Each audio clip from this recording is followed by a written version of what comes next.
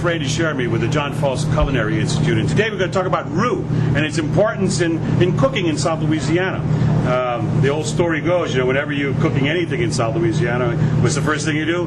First you make a roux. Well, that's a lot of truth in that, maybe not so much in any way, in a lot of other ways. I wanted to show you the 4 different kinds of roux here. If you look at it, 4 different distinct colors. We have a white roux. White roux is used in not so much in Cajun or country or Louisiana cooking, but it's used to make bechamel sauce in the classical French sense. Blonde roux. A blonde roux just has a little color on it. It's not cooked very much. And this is used to make velouté classically. Velouté being used to make soups in the French tradition.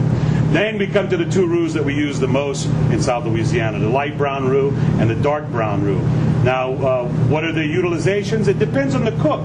There are some people who say that the light brown roux is good for dishes that incorporate dark types of protein like duck, where the dark brown is good for light proteins like chicken. I'm one of those cooks that think opposite. I think the lighter brown for lighter proteins and the darker brown for darker proteins. The way we do it, well, we have a pan right here, and it's been on heat for quite a while. We're going to add the oil to it, and we're going to put it up at high temp. Now, when you're making a roux at home, I had to do it a certain way to show these 4 stages. When I do it at home, I want this to be heating for quite a while, and almost to the point where smoke might be coming off the top of it. Then I know I won't have to stay there, stirring all day long, right? But this looks like it's getting pretty hot quickly. Yeah, I'm going to go ahead and add that to it. The amount of oil to flour, it kind of depends on what you're doing. A good standard roux would be to use equal parts by volume. All right. In other words, a cup of flour, a cup of oil to a cup of flour. Some people do it by weight. A cup of oil, liquid measurements or liquid fluids ounces is 8 ounces. To use 8 ounces of flour would almost be a cup and a half, maybe a cup and 3/4. That makes a real pasty roux. For a general roux making, I like to make the equal parts by volume. Yeah? And you have to know, for safety reasons, that you have to take your time while making a roux.